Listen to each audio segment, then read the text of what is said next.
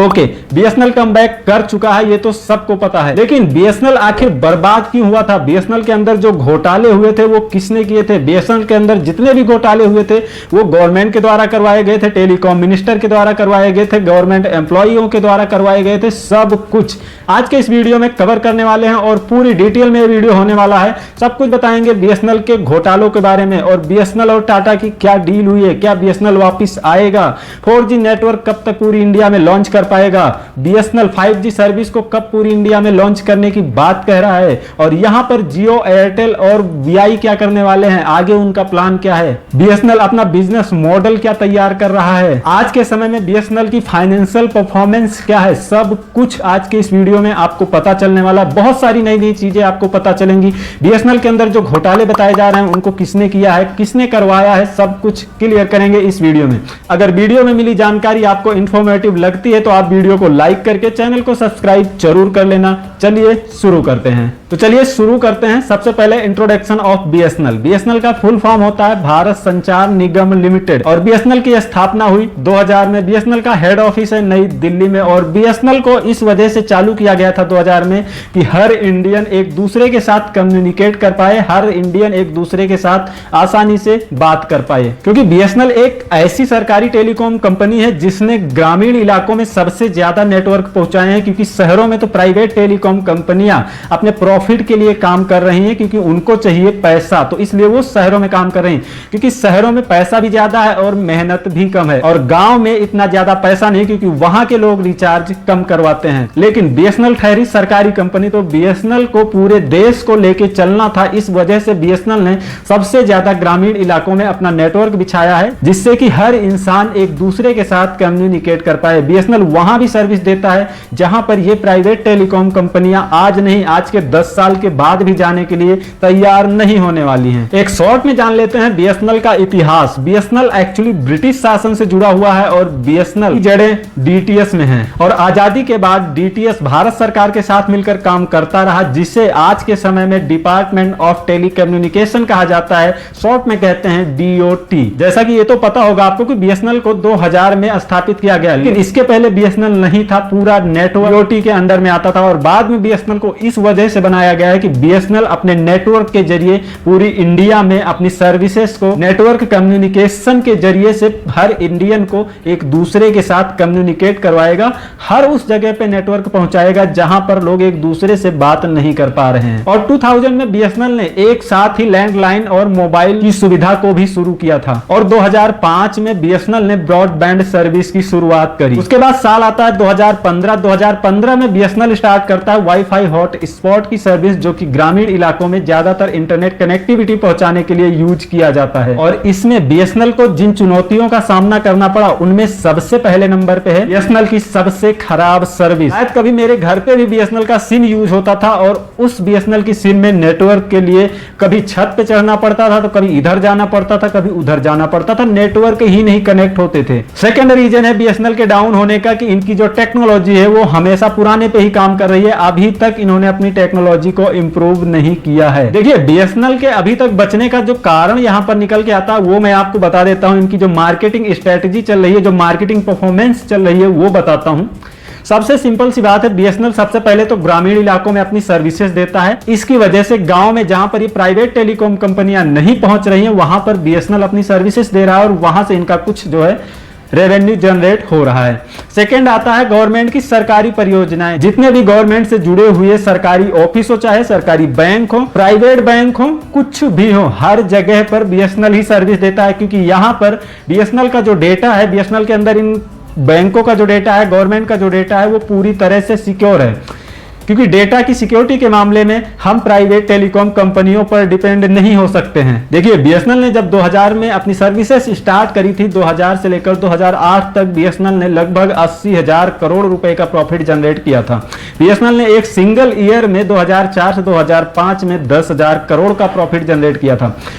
2008 के बाद बीएसएनएल का डाउनफॉल स्टार्ट होता है और आज तक बीएसएनएल ने कभी प्रॉफिट की तरफ देखा ही नहीं। बीएसएनएल ने 2019 और 20 के अंदर 15,500 करोड़ का घाटा देखा है। यहाँ पर बीएसएनएल के डाउनफॉल या फिर घाटे का सबसे बड़ा रीजन है कि लैंडलाइन कोई आज के टाइम में यूज नहीं कर रहा है। बीएसएनएल लेटेस्ट टेक्नोलॉजी यूज नहीं कर रहा है, इसलिए मोबाइल यूजर्स भी बीएसएनएल को एक्सेप्ट नहीं कर रहे हैं। और दूसरा, ये प्राइवेट टेलीकॉम कंपनियां इतना सस्ता डेटा दे रही हैं कि लोग जो है बीएसएनएल की तरफ देख भी नहीं रहे हैं। लेकिन अब बीएसएनएल कमबैक जरूर करेगा। चलिए अब बीएसएनएल के अंदर हुए घोटालों या फिर स्कैम की बात करते हैं। पूरी लिस्ट आपको बताने जा रहा हूं। स्टार्ट करते हैं यहां पर अगस्त 2003 से। हैदराबाद में जो बीएसएनएल का मेन ऑफिस है, वहां पर बहुत सारे अफसरों ने फेक बिल्स काट कर लाखों करोड़ों रुपए का घोटाला किया। और यहां पर जब सीबीआई ने इन्वेस्टिगेशन किया तब इस बात का पता चला। बीएसएनएल के सबसे बड़े घोटाले की बात करें तो 2004 से 2006 के बीच में जो टेलीकॉम मिनिस्टर थे दयानिधि मारन, उन्होंने 740 लाइनें अपने फार्म हाउस पे डलवा रखी थी बीएसएनएल की। अब आप सोचोगे कि 740 लाइनों की इतनी हाई स्पीड से आखिर वो कर क्या रहे थे? तो इनका एक अपना खुद का प्राइवेट नेटवर्क है, मीडिया नेटवर्क है, और उसका नाम है सन नेटवर्क। तो ये अपने प्राइवेट सन नेटवर्क को चलाने के लिए यहां पर गवर्नमेंट की कंपनी बीएसएनएल का यूज कर रहे थे। 740 लाइनों के साथ ऑलमोस्ट बहुत ज्यादा हाई स्पीड हो सकती है, और इससे वो रन कर रहे थे अपना खुद का private media channel. The economic times के हिसाब से बीएसएनएल जेटी का लगभग 1000 करोड़ रुपए का घोटाला हुआ है। 7 दिसंबर 2023 को एक आर्टिकल छपता है द न्यू इंडियन एक्सप्रेस पर, और इसमें लिखा होता है कि कुछ बीएसएनएल के इंजीनियर्स इनअप्रोप्रिएट तरीके से बीएसएनएल की लाइनें चला रहे हैं। केरला पुलिस ने कई सारे इंजीनियर्स को गिरफ्तार भी कर लिया है। और भाई साहब, इन सबके बाद निकल के आता है सबका बाप 2G घोटाला, 2G स्कैम। देखिए, इन सभी घोटालों के बाद बीएसएनएल ने यहां पर सोचा कि चलो अब हम वायरलेस कम्युनिकेशन को स्टार्ट करते हैं। हम स्पेक्ट्रम आराम से बेचेंगे, खरीदेंगे, और उसके बाद वायरलेस टेक्नोलॉजी को स्टार्ट करके वायरलेस के जरिए इंटरनेट देंगे, कम्युनिकेट कराएंगे, कॉलिंग कराएंगे, सब कुछ। और जो घोटाला होता है 35,000 करोड़ रुपए का। और उसके बाद बीएसएनएल की पूरी तरीके से कमर टूट जाती है। सरकार भी यहां पर अपने हाथ पैर खड़े कर देती है कि बीएसएनएल ऐसी कंपनी है कि जिसमें हर दिन घोटाले पे घोटाले हुए जा रहे हैं। हर 2 साल में टेलीकॉम मिनिस्टर बदले जा रहे हैं, लेकिन कोई असर ही नहीं पड़ रहा है। जो टेंडर एक बड़ी कंपनी को मिलना चाहिए वो छोटी छोटी कंपनियों को मिला है, जिनके नाम एड्रेस कुछ पता ही नहीं है। बीएसएनएल एक ऐसी कंपनी थी सरकार के लिए जो कि हर दिन एक सोने का अंडा देने वाली मुर्गी थी।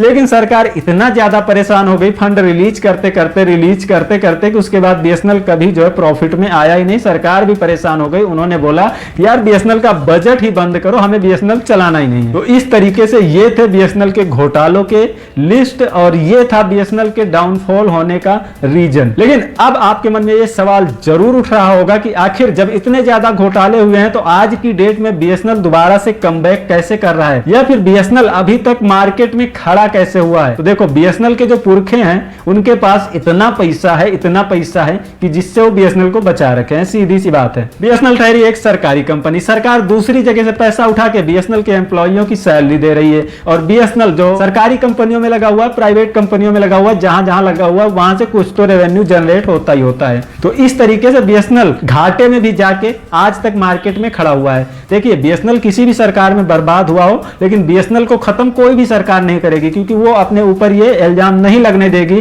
कि इस सरकार ने बीएसएनएल को बंद कर दिया और प्राइवेट टेलीकॉम कंपनियों को खड़ा कर दिया। अब अगले चैप्टर में देखते हैं कि क्या बीएसएनएल अब कमबैक करेगा, और कमबैक करेगा तो कैसे करेगा। हम बीएसएनएल पर भरोसा क्यों करें कि बीएसएनएल अच्छी सर्विस देगा? सिंपल सा जवाब है, आपकी तसल्ली के लिए नहीं है, एक जेन्युइन जवाब दे रहा हूं, मार्केट स्टडी करके बता रहा हूं। बीएसएनएल कमबैक करेगा। उसका सबसे बड़ा रीजन है कि यहां पर प्राइवेट टेलीकॉम कंपनियों ने जो इतने ज्यादा प्राइस हाइक किए, एक चांस हो सकता है बीएसएनएल के दोबारा से डाउन होने का, अगर ये प्राइवेट टेलीकॉम कंपनियां दोबारा से अपने सस्ते प्राइस पर वापस चली गई तो। देखिए, शहरों में थोड़ा टाइम लगेगा बीएसएनएल को अप होने में, लेकिन ग्रामीण इलाकों में बीएसएनएल बहुत जल्द अप होगा। ये था पहला रीजन। दूसरा रीजन और सबसे बड़ा रीजन था टाटा का एंटर होना बीएसएनएल के अंदर, क्योंकि टाटा जिस चीज में इन्वॉल्व होता है वहां पर आधे लोग तो वैसे टाटा के ट्रस्ट के कारण ही उस कंपनी से जुड़ जाते हैं। और बीएसएनएल ने जो आज तक नहीं किया वो 2024 में करने वाला है, क्योंकि ये जो बीएसएनएल और टीसीएस की डील हुई है यहां पर 15,000 करोड़ रुपए की, अब टाटा ने ये जिम्मेदारी अपने ऊपर ले ली है और कहा कि हम 2024 के अंदर पूरी इंडिया में 4G सर्विस को बहुत अच्छे से रोल आउट करने वाले हैं। जहां पर BSNL की कनेक्टिविटी नहीं है वहां पर कनेक्टिविटी पहुंचाने के लिए हम 1 लाख टावर तक लगाने वाले हैं और 10,000 साइट्स पर 4G कनेक्टिविटी शुरू भी हो चुकी है। 2024 के खत्म होते होते TCS का कहना है कि हम पूरी इंडिया में 4G सर्विस को BSNL की रोल आउट कर देंगे, हर गांव में, हर शहर में। और 2025 के खत्म होते होते हम BSNL को 5G कनेक्टिविटी से पूरी तरीके से कनेक्ट कर देंगे। उसके लिए अगर हमें इक्विपमेंट चेंज करने की जरूरत पड़ेगी तो हम चेंज करेंगे।